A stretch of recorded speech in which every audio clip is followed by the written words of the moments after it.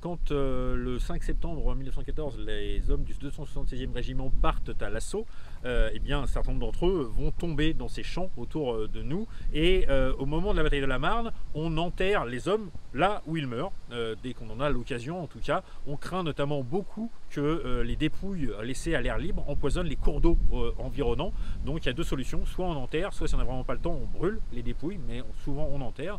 Et après la guerre, pendant et après la guerre, on va rassembler les dépouilles des soldats tombés au champ d'honneur et on va commencer à faire des cimetières militaires. Ça va donner notamment ici cette nécropole nationale où sont enterrés les hommes sous les ordres de Charles Péguy, dont j'ai parlé dans une précédente vidéo.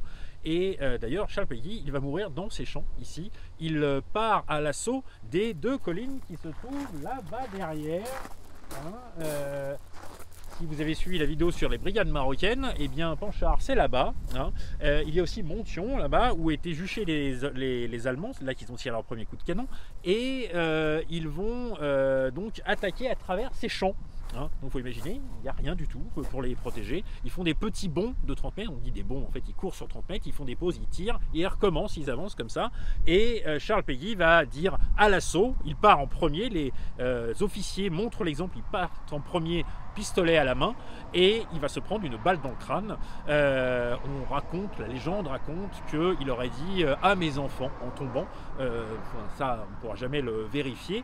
Et toujours est-il que plus tard après la guerre, en 1936, donc on va ériger ce monument.